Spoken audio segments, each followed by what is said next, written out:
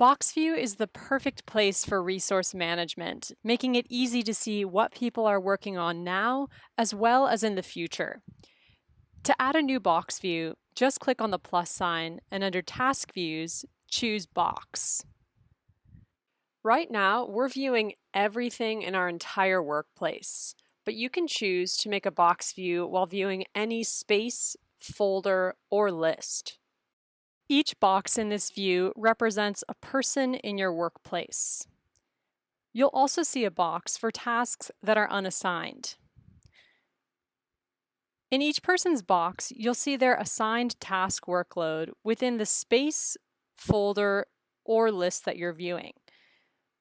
Tasks are grouped by status to give you a better vision of the state of work for each workplace member. To manage resources and redelegate tasks, all you need to do is drag and drop them from one box to another. There are 3 ways you can measure workload for people in your workplace. The first is with time estimates. In each person's box, you'll see that progress is based on the time estimated for tasks in done or closed statuses versus those in active statuses. You can choose to show tasks without estimates to show which tasks people still need to add estimates to. Next, you can measure workload by number of tasks.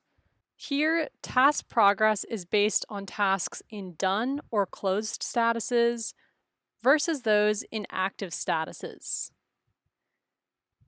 Lastly, you can measure workload based on Scrum points if you're using numeric or drop-down custom fields.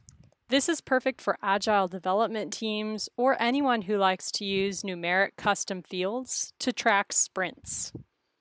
If you're on our business plan, you'll also have access to the workload chart. This will help you see who's overloaded and who's ready to take on more tasks. For example, we can see that this user is probably ready for more work because he's completed everything he's assigned. Whereas this user is assigned quite a few tasks and has a ways to go, so we might want to hold off on giving her more work. By default, Box View will be sorted according to people's names, but don't miss out on your other sorting options shown here. You can also choose to sort by things like number of incomplete tasks, or even Scrum points. Profiles is another excellent feature to track resource management and workload for your teammates. Click on a person's name anywhere in the app to open up their profile. Here, you'll see what they're working on now, what they have up next, and what they've recently done. You can even create quick reminders for people here, or even reschedule items that you think can wait till later. To filter what you're seeing in Box View, simply click on the funnel icon. You can layer different filtering options on top of one another if you choose.